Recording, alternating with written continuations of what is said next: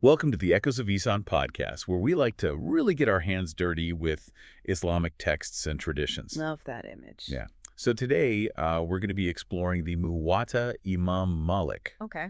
specifically Book 52 Visions. Visions. Okay. Have you ever woken up from a dream and it felt so real, Oh, yeah. like so vivid that you're like, whoa, this has to have some deeper meaning? Absolutely. Well, this book tackles that very human experience, Mm-hmm. offering insights from the Islamic tradition. Very cool. So let's jump right in. Let's do it. The first excerpt, 52.1.1, states that a righteous person's good dream is a fraction of prophecy.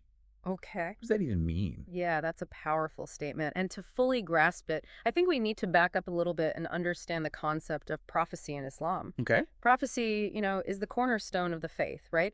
The word of God revealed through chosen messengers and culminating with Prophet Muhammad, peace be upon him. Right. So even a small portion of prophecy is considered immensely significant, carrying the weight of divine revelation. So it's like they're receiving this tiny piece of divine communication. Yeah, and it underscores the importance of striving for righteousness, Okay. not just in our actions, but also in our intentions and the state of our hearts. Right. The excerpt specifically mentions the dream of a Salih person.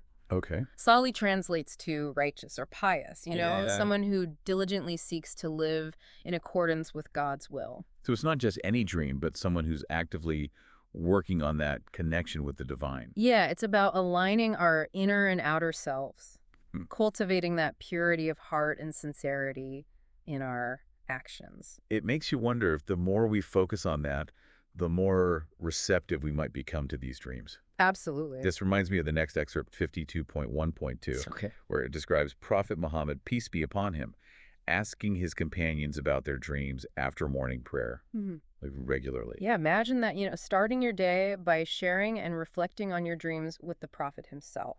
It really suggests that dreams were viewed not just as fleeting illusions, but as potential sources of guidance, Yeah. insight warning, something worthy of communal reflection and exploration. It was like a collective effort to try to decipher these messages. Exactly. I love that. It can be so personal, but they also serve as this bridge Yeah.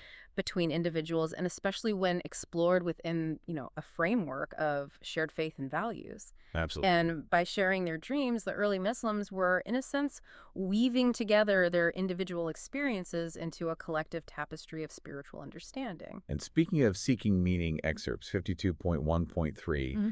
introduces this beautiful concept of mubasharat, Mm-hmm. which translates to good tidings or glad tidings. Yes. And these mubasharat are directly linked to true dreams, even equated to a portion of prophecy, just like in the first excerpt we discussed.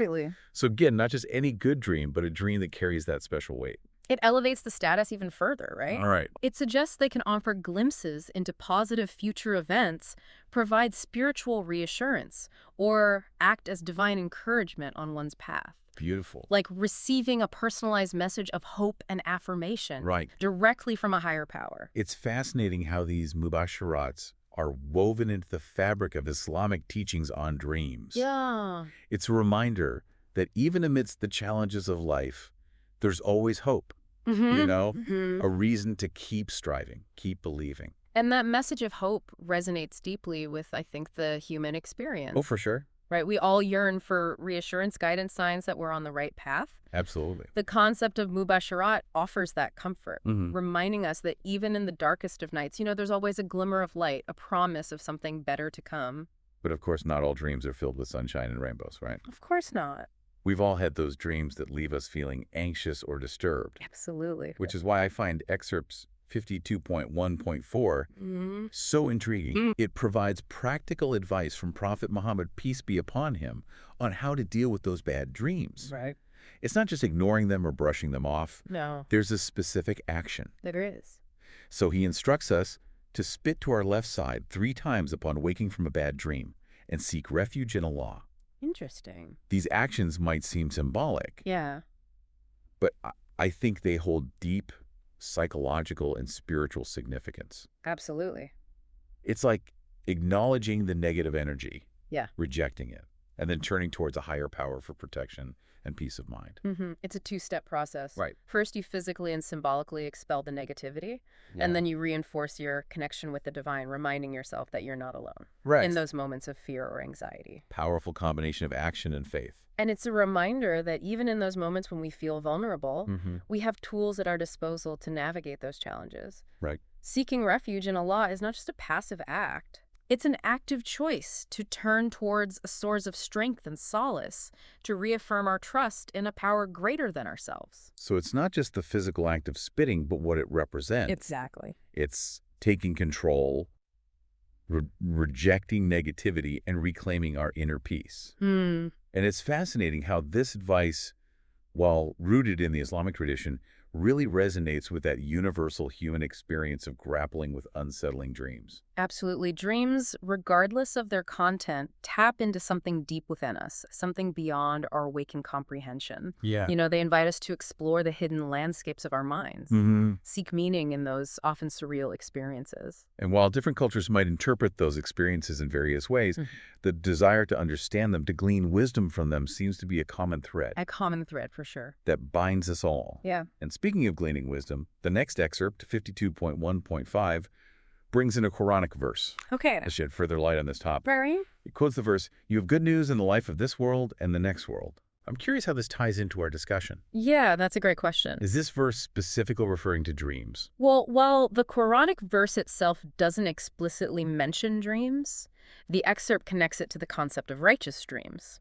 Okay. It suggests that these divinely inspired dreams can be a source of good news, comfort, and guidance, not just in our earthly lives, but also in the hereafter. So it's not just about receiving guidance or reassurance in our daily lives, but also about having that sense of hope and anticipation for what lies beyond. Precisely. And that message of hope can be incredibly empowering, especially when facing trials or uncertainties. Yeah. It reinforces the belief that our efforts in this world have a lasting impact, that our journey toward righteousness doesn't end with our earthly lives. It's a beautiful reminder that our connection with the divine extends beyond the temporal realm. Yes. That our actions and intentions have eternal consequences.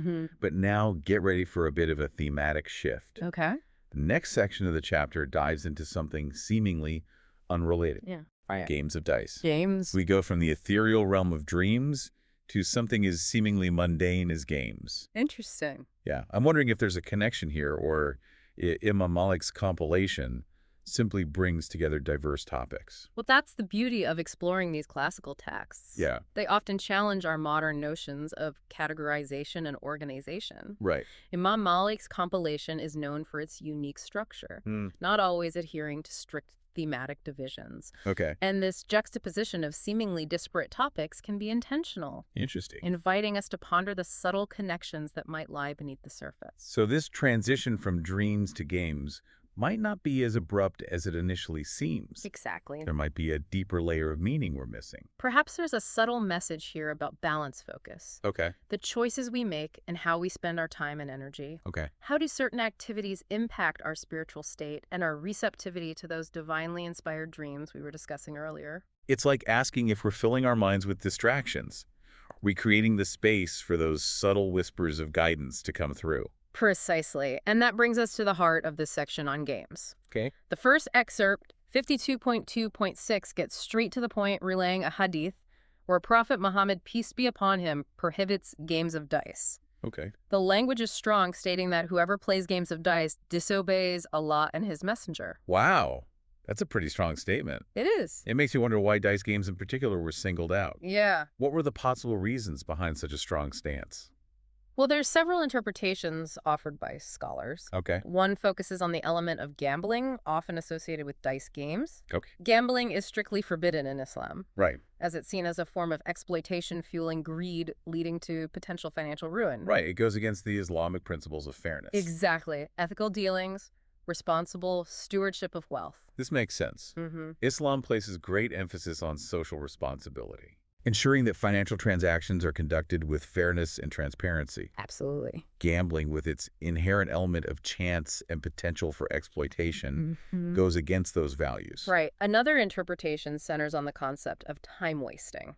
Okay. Islam encourages us to be productive with our time, using it for beneficial pursuits that contribute to our spiritual growth, personal development, and the betterment of society.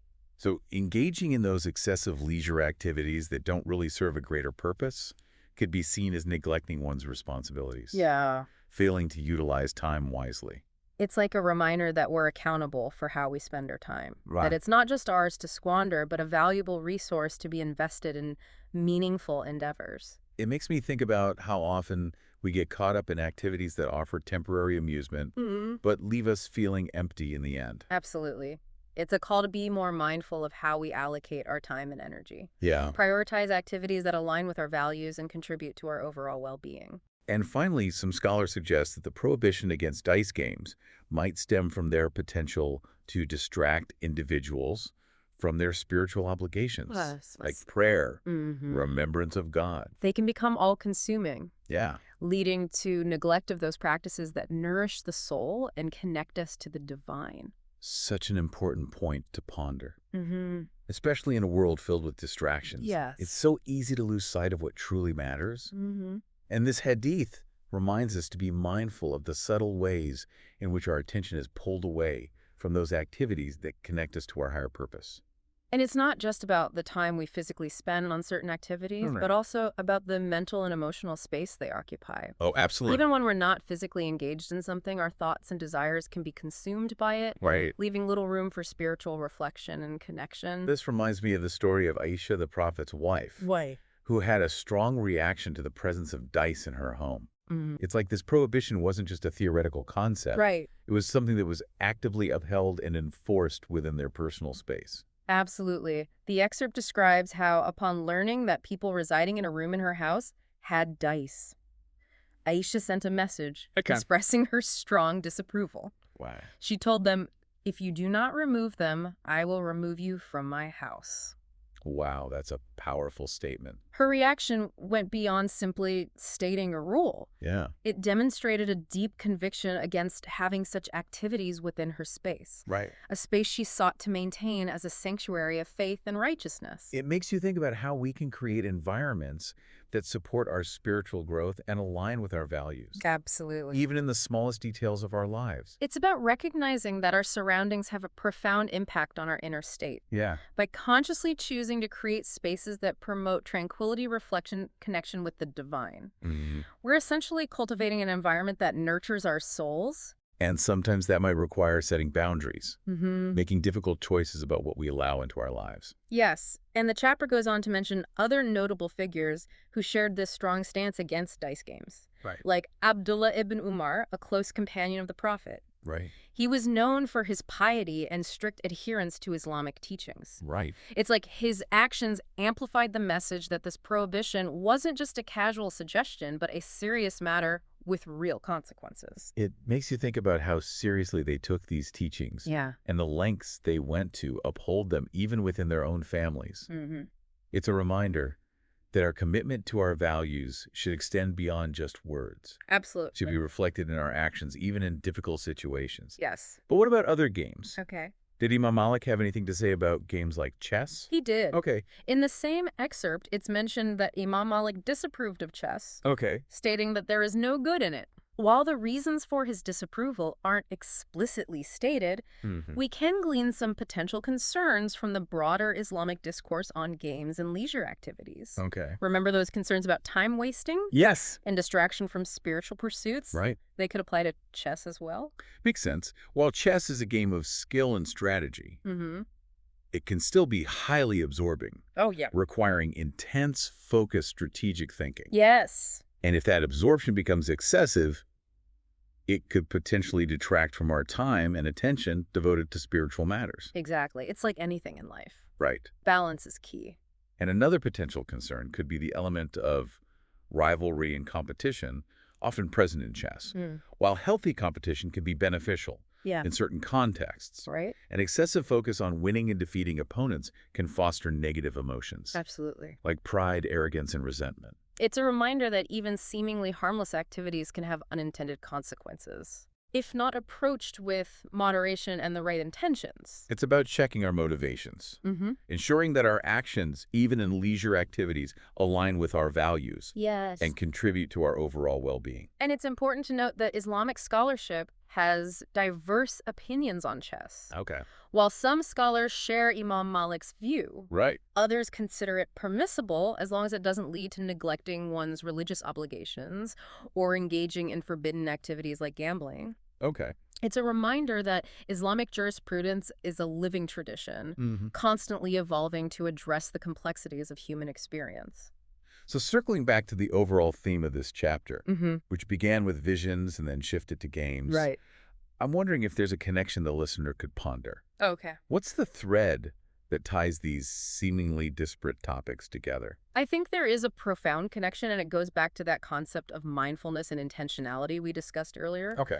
By juxtaposing these two seemingly unrelated topics, perhaps Imam Malik is subtly prompting us to consider this. Okay. Could there be a relationship between the pursuit of spiritual clarity through dreams and visions and the avoidance of potentially distracting activities like certain games? That's thought-provoking. It is. It's like asking, how do our choices in the waking world impact our spiritual receptivity, Exactly. both in our dreams and in our everyday lives? If we consider dreams and visions as potential avenues for receiving divine guidance, it stands to reason that we might need to cultivate a certain state of mind to be receptive to such experiences. Right. A state of mind that's free from excessive distractions, both internal and external. Yeah. A mind that's calm-focused and attuned to those subtle whispers of wisdom. It's like trying to hear a faint melody amidst the cacophony of noise. Yes. If our minds are constantly bombarded with distractions, how can we expect to perceive those subtle messages? Exactly. To perceive those subtle messages, we might need to create space both internally and externally for stillness, contemplation, and connection with the divine. It's not necessarily about condemning all forms of entertainment or leisure activities, but about being mindful of their potential impact on our spiritual state Absolutely. and our ability to receive guidance. It's about seeking balance, prioritizing those activities that nourish our souls and align with our ultimate purpose in life. And perhaps that's the key takeaway from this first part of our exploration, that our spiritual journey is not confined to specific rituals or practices. It permeates every aspect of our lives, from the dreams we experience to the choices we make in our waking hours. I love that. Yeah. Beautiful. Beautiful way to end this first part. Absolutely. Welcome back to the Echoes of Ihsan podcast. I'm so glad to be back. Before we dove into the world of games and their, impact on our spiritual state, Right. we were unraveling this fascinating realm of dreams and visions in Islam. Yeah. We talked about how those experienced by the righteous, the Salihin, could even hold a fraction of prophecy. It's mind-blowing to think that a dream could offer a glimpse into something so profound, so divinely ordained. Yeah. It makes you want to pay attention to every detail, every symbol. Right. Try to decipher the hidden messages. Absolutely. But then we also talked about how Islamic teachings caution against becoming overly fixated on dream interpretation. Yes. It's like there's this balance, a middle ground Right. between appreciating their significance and not getting lost in a labyrinth of analysis. You've hit the nail on the head. It's about recognizing that dreams are just one piece of a much larger puzzle. Okay. One aspect of our multifaceted relationship with the divine. We shouldn't dismiss their potential significance, but neither should we allow them to dictate our lives or become a source of obsession. So it's not about rushing to find a dream dictionary every time we have a vivid dream, No, not at all. but about approaching them with a sense of discernment, reflection, and perhaps even a touch of healthy skepticism. Exactly. And that discernment begins with understanding that not all dreams are created equal. Okay. Islamic tradition categorizes dreams into three main types, Okay. each with its own unique characteristics and potential implications. Right. The first type is what we've been primarily discussing, the righteous dream, often referred to as Ruya as-Salihin. These are the dreams believed to be divinely inspired, carrying messages of guidance, Okay. warnings, or even glimpses into future events, those fractions of prophecy we talked about. So these are the dreams that might hold prophetic weight, the ones Yeah. that come from a place of purity and connection with the divine. Yes. But how do we differentiate them from other types of dreams? Are there any telltale signs? That's a question that has intrigued scholars and dream interpreters for centuries. For sure. While there's no foolproof formula, Right. some common characteristics associated with righteous dreams include Okay. clarity of imagery, a sense of peace and tranquility upon waking, and a message that aligns with Islamic teachings and values. Okay. They often leave a lasting impression, a feeling that something profound has been communicated. It's like those dreams that stay with you long after you've woken up. Yeah. Exactly. The ones you can't shake off, the ones that keep nudging you toward reflection and contemplation. Precisely. And then we have the second type of dreams, those that stem from our own thoughts, Okay. worries, and desires. Okay. These are often called hulm or adgath alam, Mm-hmm. and they tend to reflect our inner state, our anxieties, or even just random firings of neurons during sleep.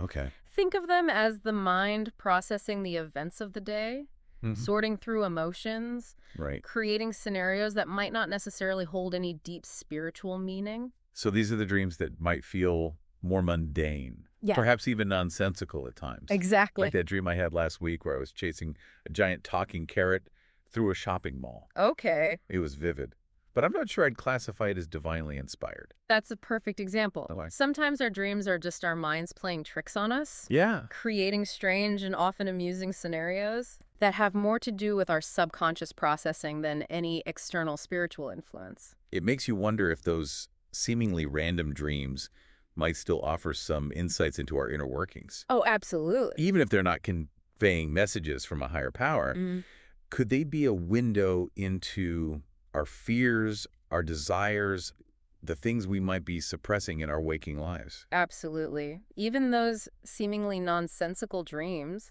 can be valuable tools for self-discovery. All right. By paying attention to recurring themes, symbols, or emotions that arise in our dreams, we might uncover hidden anxieties, Right. unresolved conflicts, or even creative inspirations that we haven't fully acknowledged in our waking lives. It's like those dreams are offering us a glimpse into the shadowy corners of our subconscious, Yes. inviting us to explore those hidden aspects of ourselves. And sometimes facing those shadows, even in the realm of dreams, can be a catalyst for growth and healing. Absolutely. Dreams can be a powerful tool for self-reflection and personal development, even when they're not necessarily carrying divine messages. Right. But then we have the third type of dream, and this one is a bit more unsettling. Okay. These are the dreams that are believed to be instigated by Shaitan the devil, Right. often referred to as waswas. Okay. These dreams are often disturbing, filled with fear, anxiety, or temptations. Yeah. Their purpose to mislead, instill doubt, or even tempt us towards wrongdoing. So these are the dreams that might leave us feeling shaken, even scared upon waking. Yeah. The ones that seem to whisper negativity and plant seeds of doubt. Precisely. Shaitan, according to Islamic belief, is a master deceiver, a cunning manipulator who seeks to lead us astray from the path of righteousness. And dreams, with their access to our deepest fears and desires, can be a powerful tool for him to exploit. It's almost like a spiritual battleground where our minds become the arena for this cosmic struggle between good and evil. Yeah, it makes those practical tips from Prophet Muhammad, peace be upon him, on dealing with bad dreams even more relevant. Right. Remembering to spit to the left and seek refuge in Allah becomes like a shield. A way to protect ourselves from those negative influences. It is a powerful form of spiritual protection. Yeah. A way to reclaim our mental and emotional space and reaffirm our connection with the divine.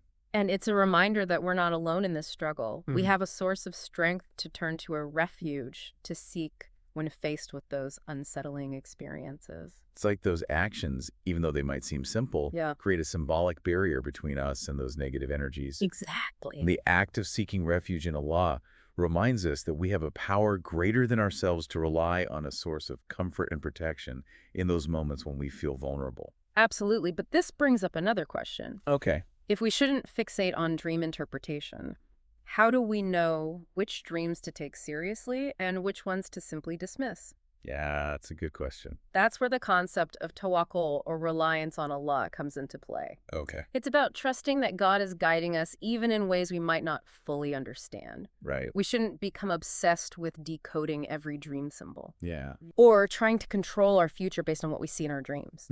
Instead, we should focus on living righteously, Right. making sound decisions based on our knowledge and wisdom, and seeking guidance through prayer and reflection. So it's not about using dreams as a crystal ball to predict the future. No. Or to dictate our every move. Right.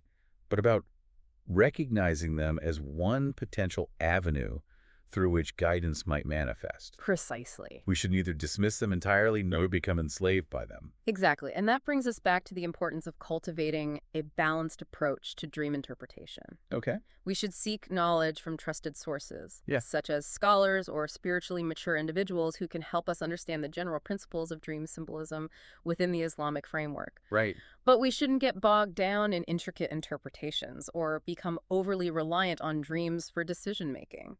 It's like seeking guidance from a map.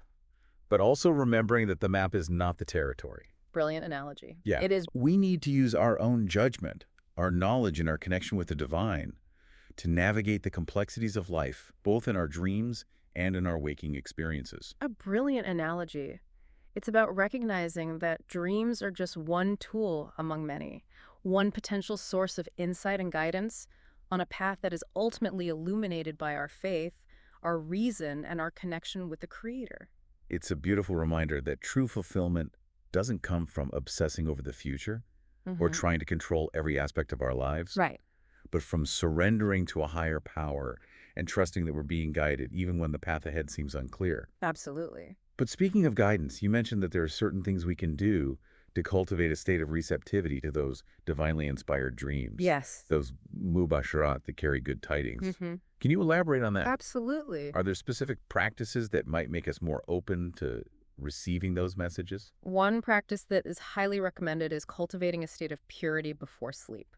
This can include performing ablution, the ritual washing of the face, hands, and feet, which is also performed before prayer. It's a way of cleansing ourselves both physically and spiritually, preparing our minds and bodies for a more sacred experience. It's like creating a ritual, a transition between the busyness of the day and the stillness of the night, a way to signal to our minds and bodies that we're entering a different space, a space for contemplation and connection. Precisely. And along with ablution, reciting specific prayers before sleep, such as the dua for seeking protection from evil and seeking guidance, can further enhance our receptivity to those divinely inspired dreams. Okay.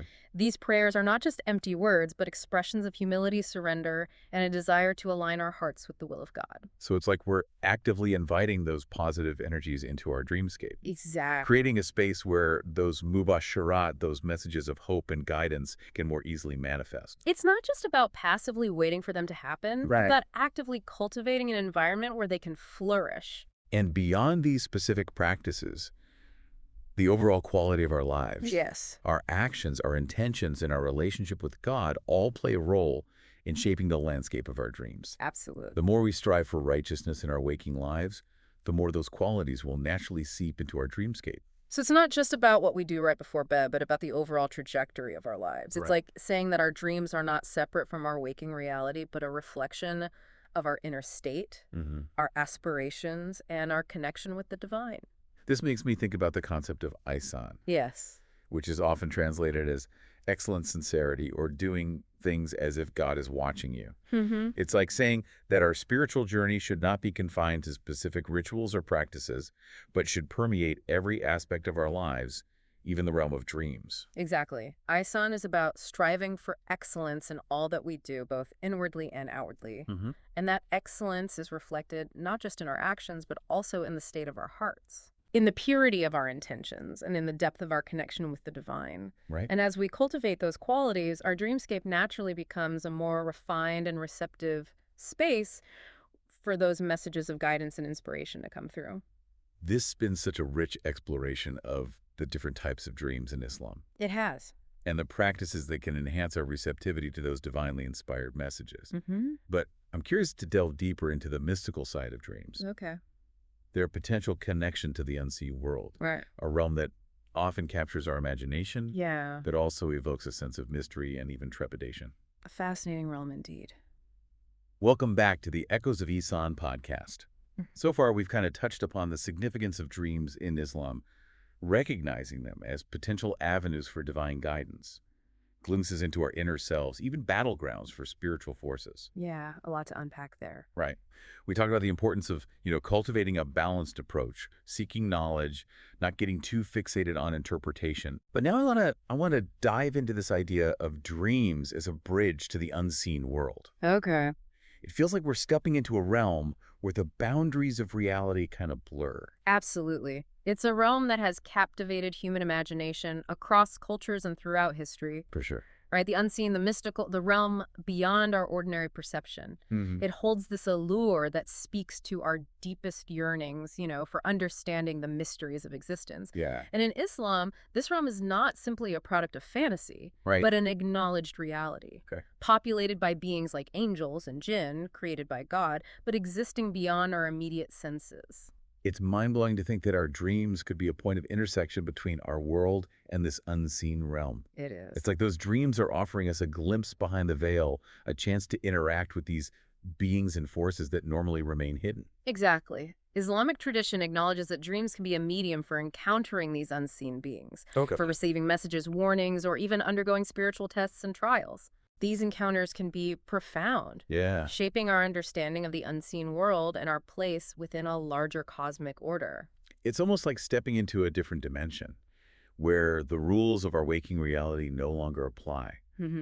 We might converse with angels, receive wisdom from unseen guides, or even confront our deepest fears in the form of symbolic creatures. And these experiences, while potentially unsettling, can be transformative, Right. pushing us to expand our understanding of reality, Yeah. to acknowledge the limitations of our perception, Yeah. and to recognize the interconnectedness of the seen and unseen realms. But you also mentioned the need for caution and discernment when interpreting dreams that involve the unseen. Absolutely. It's like walking a tightrope between acknowledging the possibilities and not getting swept away by our imagination or misinterpreting those experiences. Just as we discuss the importance of not fixating on dream interpretation in general, we must also be wary of attributing every unusual dream to encounters with the unseen. Not every strange creature we encounter in our dreams is a jinn, Right. and not every whisper we hear is the voice of an angel. So how do we navigate this delicate balance? How do we know which dreams to take seriously and which ones to just chalk up to our imagination? It comes back to that principle of seeking knowledge and guidance from trusted sources. Right. If you have a dream that leaves you feeling particularly shaken, confused, or troubled, Yeah. it's always wise to consult with someone knowledgeable in Islamic teachings and dream interpretation, Okay. such as a scholar or a spiritually mature individual who can offer insights and guidance. Like having a compass to help us navigate those uncharted territories of the mind, Exact. to distinguish between genuine spiritual experiences and the projections of our own fears or desires. Yes, but this discussion of the unseen realm makes me wonder, are there specific types of dreams that are more likely to involve encounters with these beings?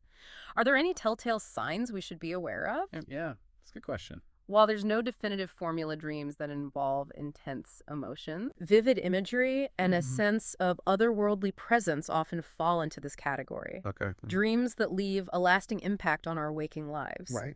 Pointing us to question our assumptions, reevaluate our priorities, or deepen our spiritual practices, might also suggest an encounter with the unseen. It's like those dreams are shaking us out of our complacency, Yeah. challenging our limited perspective, and inviting us to engage with a reality that extends far beyond our ordinary perception. Precisely. And it's in those moments of disruption, of being confronted with the unknown, Yeah. that we often experience the most profound spiritual growth. I can see that. But navigating these experiences requires a delicate balance of humility and discernment. Okay. We must approach them with an open mind, acknowledging the possibility of encountering the unseen, but also with a critical eye, recognizing that our own biases, fears, and desires can color our perception. So it's not about blindly accepting everything we see or hear in our dreams, but about engaging in a process of reflection, seeking guidance, and ultimately trusting our intuition and our connection with the divine to lead us to the truth. Exactly. And as we delve deeper into this realm of the unseen, it's important to remember that Islam doesn't encourage an obsessive fascination with these experiences. Okay. While acknowledging their possibility, the emphasis is always on maintaining a grounded perspective rooted in the principles of faith, reason, and ethical action. Right. Our primary focus should be on living righteously in this world, fulfilling our obligations to God and to humanity, and striving to make a positive impact on the world around us.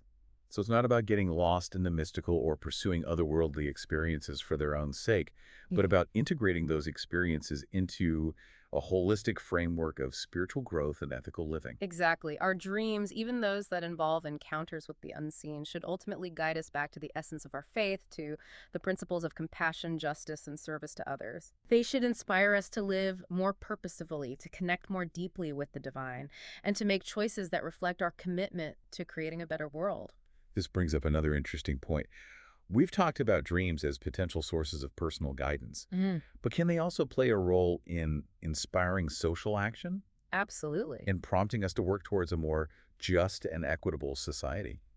They can. It seems like a bit of a leap, but I'm curious to explore that connection. It's not a leap at all. In fact, the pursuit of social justice is deeply embedded within the fabric of Islam. Okay. It's about striving for fairness, equity, and upholding the rights of all individuals, regardless of their background or social standing. Right. And this commitment to justice extends beyond just our actions in the waking world. It can manifest in the realm of dreams as well.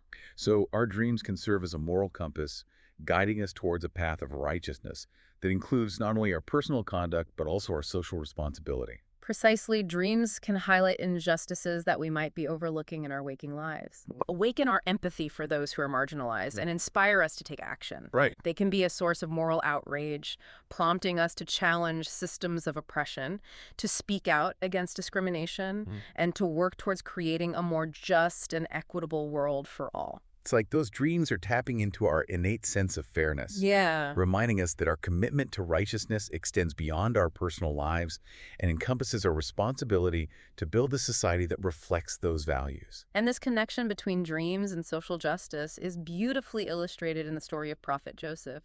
Peace be upon him, whose story is recounted in the Quran. Oh, Prophet Joseph, his story is filled with so many twists and turns, betrayals, and ultimately a rise to a position of power. How do his dreams tie into the theme of social justice? Early in his life, Prophet Joseph has a series of vivid dreams Okay. that foretell his future leadership and the honor that would be bestowed upon him. Right. These dreams, however, spark envy and resentment among his brothers, leading to a series of events that culminates in their betrayal and his eventual enslavement. It's a stark reminder of how even those with noble destinies can face persecution and injustice, how those in positions of power can abuse their authority and exploit the vulnerable. Absolutely. But despite these trials, Prophet Joseph remains steadfast in his faith and righteousness. Through his wisdom, integrity, and divine guidance, he eventually rises to a position of authority in Egypt, where he uses his power not for personal gain, but for the betterment of society. So his dreams, while initially leading to hardship, ultimately guided him towards a path where he could champion social justice on a grand scale. Precisely. He implements just policies, ensures a fair distribution of resources, and protects the vulnerable, demonstrating that true leadership is rooted in compassion, wisdom, and a commitment to serving the greater good. His story is a powerful reminder that even in the face of adversity, we should never lose sight of our commitment to justice and our responsibility to use our abilities and resources to create a more equitable world. It's a call to action for all of us, regardless of our position or circumstances, to challenge injustice, to advocate for the oppressed, and to work towards building a society that reflects the values of compassion and equity. And dreams can be a potent force for awakening our awareness of those injustices and inspiring us to take action.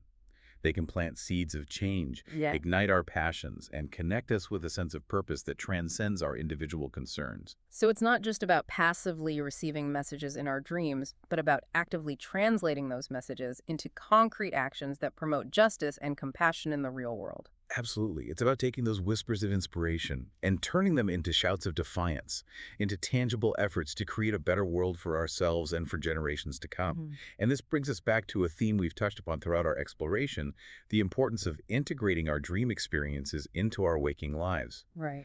Dreams should not be seen as separate from our daily actions, but rather as interconnected threads woven into the tapestry of our spiritual journey. They offer insights, guidance, and inspiration that can inform our choices, shape our character, and propel us towards a path of greater meaning and purpose. It's about bridging the gap between the realm of dreams and the realm of action, allowing the wisdom and inspiration we receive in our dreams to inform and guide our choices in the waking world. Exactly. It's about recognizing that our spiritual journey is not confined to specific rituals or practices, but permeates every aspect of our lives.